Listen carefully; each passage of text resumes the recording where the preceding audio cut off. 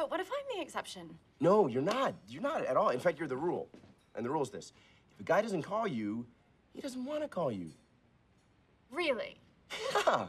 Always? Yeah, always. Look, I know what blowing off a woman looks like, okay? I do it early, I do it often. So trust me when I say, if a guy is treating you like he doesn't give a shit, he genuinely doesn't give a shit. No exceptions.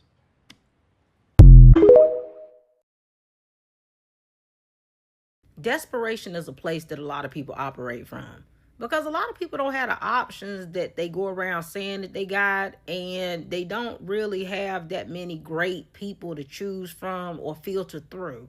So they really just filter through the best ones and choose the best out of whatever it is that they got to choose from. But most times people operate from desperation. When I talked about, being a clean person, and the woman brought up the fact of dealing with messy men, why would I pick a man that I have noticed is messy if I know that I like stuff to be clean? That's a conflict of interest.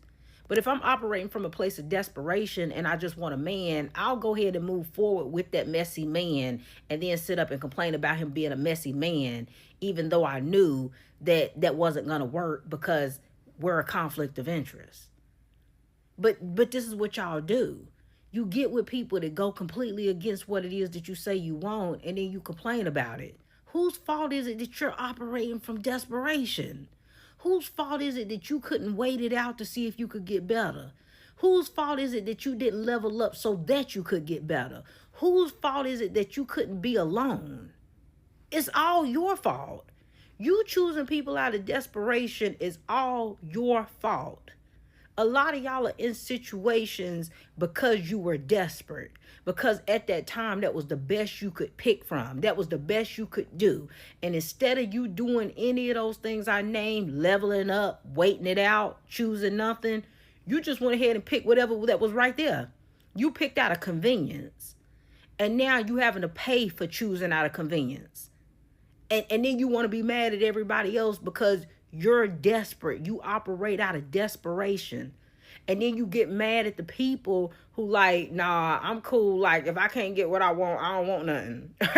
like if that's what y'all want to do and y'all just want to pick the best out of whatever you can get, that's your business. But like me, I want what I want. You get mad at those people and tell those people they looking for perfection. You tell those people they looking for perfect people. No, they see and recognize that these options that they have are not what they want. And instead of just choosing something out of desperation like a lot of y'all operate, they would rather choose nothing. They would rather level up so that they could render better options. But they not going to just choose something because it's there. They not going to just choose something because it's convenient. They're not going to choose something that they know down the road it doesn't make any sense because they're not actually compatible with this person. They're not actually really that physically attracted to this person. There's so many different things that make them not a match with this person, but it's the best they can do, so they go ahead and take it. Now, that's desperation. Let me be clear, there are two types of likes. One is genuine and one is desperate. If it's genuine, his actions change. He's careful with his words. He protects you. He shows up when nobody else does. He doesn't treat you like a trophy. He doesn't just protect you with empty words. He protects you with his actions. And he treats you like a priority, okay? He treats you like you come first. If he's desperate, you'll feel it. It's messy. Empty words, inconsistent actions, love bombing, and then disappearing. Messy. It's words with no patterns, no promises, no proof. He only values you when it benefits him. That's not care. That's possession. So stop believing the sweet talk. Stop falling for the you look good in everything nonsense. Look at his patterns. Look at whether he panics when you're hurting or if he disappears when it gets hard. Here's the truth. A genuine man will panic when you're in pain, but a desperate man will vanish the moment that things get hard. One will build with you and the other one will drain you. A man's actions will expose his intentions every single time. The bikes are out. A man's actions will expose his intentions every single time. Patterns tell the truth. His words are just nonsense. Words are just noise. His words are cheap. His patterns are priceless. Stop believing words. Like I said, words are cheap. Look at the patterns. Patterns never lie. If you needed a reminder for this week, here's the reminder. His actions are the blueprint. His silence is the answer. If you haven't heard from him, there's your answer, babe. His patterns are the truth that you cannot ignore. So, stop giving discounts to men that cannot afford your worth. These excuses are not mistakes, they're warnings. If you wanted to, he already would. Period. And stop being so impressed by his words, okay? His words mean nothing. Stop being impressed by words when actions cost more. It's okay to be cold. Cold women don't get played. They get respected. If you agree, drop a black heart in the chat. Tag your friend who keeps falling for the lies. Follow me for more cold, hard truths. Share this with that girl who needs to hear it today. Repost it, actually. Repost, share, all that stuff. Double tap if you're done falling for patterns that you already see. Anywho, I know that was a lot, but I love you. But it's all because, you know. Anywho, love you. Mwah.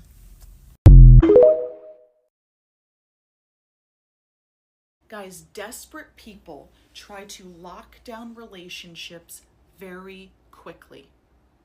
Healthy individuals want to get to know you over time and pace out a relationship. You know why? Because healthy people want a relationship. They don't need one. Desperate people need a relationship because they have so many things that are not filled within themselves that they need others to give them validation and love to feel good.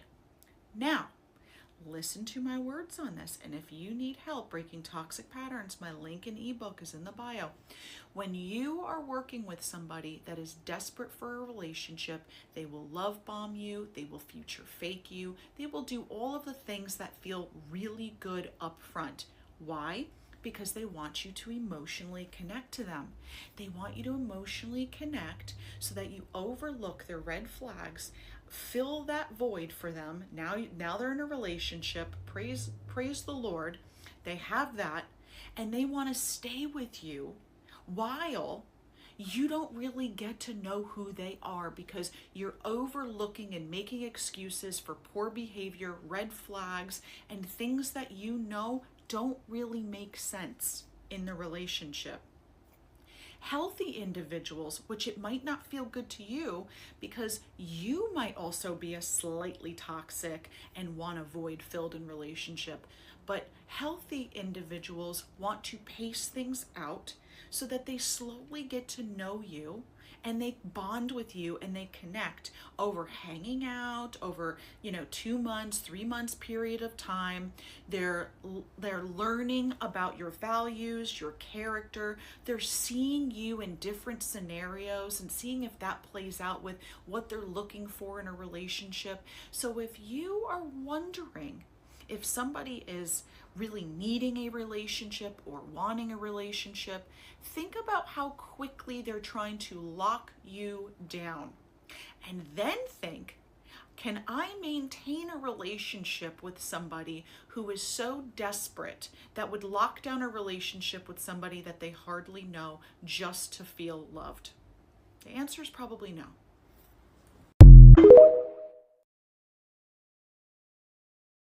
Ladies, let me put you on game real quick. Do not allow a man to put you through a hazing process because he's really just trying to see how desperate you are. Do not allow a man to put you through a hazing process because he's really just trying to see how desperate you are. And the minute he gets so much out of pocket and you finally check him on it and you finally call him out for it, he's going to disappear for a few days. He's not going to call you. He's not going to text you. You're not going to hear from him. And you know what that is? That's a hazing process. Because how dare you call me out? And I'm going to sit you on ice because I know you're desperate. And one day goes by. Second day go by. You ain't got a text message. You ain't got a phone call from him. This isn't the usual. This isn't normal. Day 3 go by. Now you're questioning yourself. Now you're saying to yourself, man, maybe I shouldn't have came at him that way. Maybe I should have, man, maybe I'm tripping. You know what? Now you're texting him. Now you're calling him. Now you're apologizing for something that you really shouldn't be apologizing for when he was really out of pocket. He put you on ice. He put you through a hazing process to never check him again. So now when he gets out of pocket, you're not going to say anything. You know why? Because you're desperate. And unfortunately, we have a lot of women that's desperate, that's allowing a man to be out of pocket because he programmed you to not check him. So, yeah, that's the game that one of the many games that a lot of men play. And a lot of women, you got to stop falling for it. You got to be willing to be a woman enough to walk away. You got to be woman enough to walk away. Having a man is not worth you throwing your integrity away. It's not worth you allowing him to do all these circus acts in front of you and you act like you don't see it. It's not worth sacrificing your spirit. It's not worth sacrificing your well-being. God does not want that for you. Do not allow a man to put you through a hazing process, because that's really a test to see how weak and how desperate and how much you will allow. You know what a pick-me-sha is? A woman that's more desperate to have a man than she is to have the lifestyle that she wants. She will trade in her lifestyle to have the man she wants temporarily. And that's not smart. Like, most pick-me-shas aren't very smart. And they have low self-esteem. So a lot of dusties like to target women with lower self-esteem because they don't know their value and they'll take anything. So when women break free of that mentality of being a pick-me-sha, a lot of men get mad because they can't, take advantage of them anymore. So that's only for pick-me-sha, and we're not talking about them. So dusties and pick-me-shas, they're temporarily together momentarily until pick-me-sha wakes up, or until Dusty gets his money up. But either way, that's what it is. Pick-me-shas and Dusty stick together until either Dusty gets his money up or pick-me-sha wakes up. That's just literally it. They don't stay together forever, unless none of them change. Okay?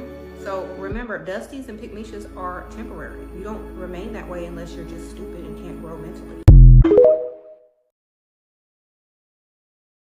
Have y'all seen those videos of guys saying how they can look at a woman's story on Instagram and just tell that she's in dire need of a relationship? Like, there's this one video of this guy saying, I be looking at this girl's Finsta, this girl's story, and every post, it's a quote about her being a lover girl and wanting to be in a relationship. And I just be like, someone get this girl a boyfriend. And the fact that this is true, like, we all know a girl that all she posts is this, and this, and this, and this. And it's one of my biggest pet peeves of things that women do: public displays of desperation.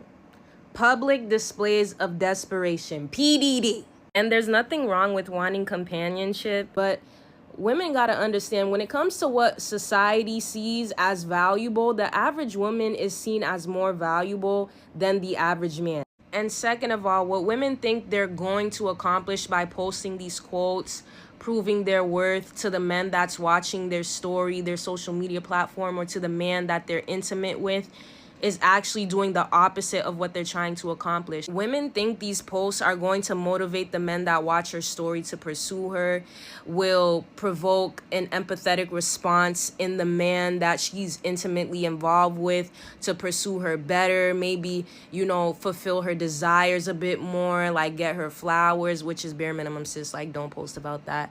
Money, whatever it is. And what those posts actually do is diminish your dignity, your value, your worth, not just to yourself, but to the people that are watching your social media. Because men can tell when you have low sense of self-worth. Being in a single girl's Finsta, yeah, it's fucking draining, bro. You just think like, yo, I beg someone cuff this girl, bro. Please, man. Like, please. 1 minute they want a man, 1 minute it's F-men, 1 minute it's self-worth content, 1 minute it's someone find me this husband. If you're posting things like that constantly, men can tell that you're in a desperate spot, and if they can recognize game, which 10 times out of 10 they do, they'll take advantage of that. Like anyone that is pursuing you when you post those things is because they see that you're desperate, and men will take anything that they can get. You know the crazy thing about being desperate? You don't even know until it's too late.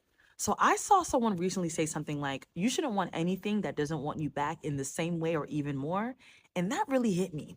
Because like imagine you're walking through a desert for weeks without water, without food, and then someone comes along and offers you a tall, cold glass of rubbing alcohol. Chances are you'd probably take it because they look the same. I mean, after all, how bad could it be? You just need anything. You need something. So that's kind of what desperation looks like, right?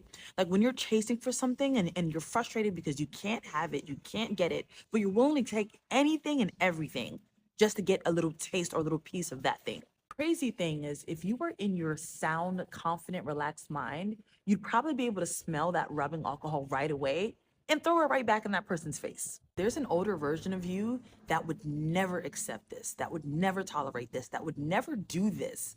But with desperation, over time, when you really are chasing after that one thing, whether it's that person, whether it's that job, whether it's that opportunity, whether it's that relationship, it causes you to shrink and shrink and shrink and shrink and lose yourself just to attain a little taste of what you get. Like you start to settle. But I feel like there's always a little voice in you that knows that something isn't right, that you kind of don't deserve this, or deep down something feels weird. But you start to convince yourself that it's okay and that it doesn't matter, that this is the thing that you want and then you must have it. So yeah, that thing that you're thinking about right now, yeah, the thing that just popped up in your mind, ask yourself, is it worth losing your mind, your integrity, your values, yourself, just to have that?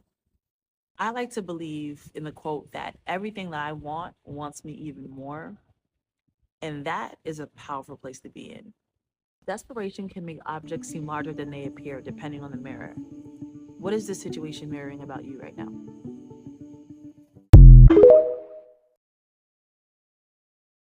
There are women fasting for husbands and praying for husbands when the Bible says a man who finds a wife finds a good thing and receives favor from the Lord. It doesn't say a woman who finds a husband finds a good thing and receives favor from the Lord.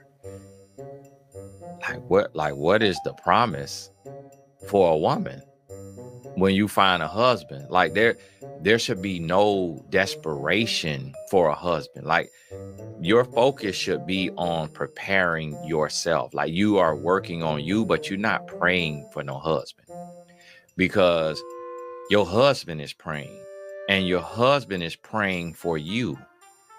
You shouldn't be crying about a husband. You shouldn't be pouting about a husband. You shouldn't be mad with God. You shouldn't be in a future wives support group. You shouldn't be fasting for a husband.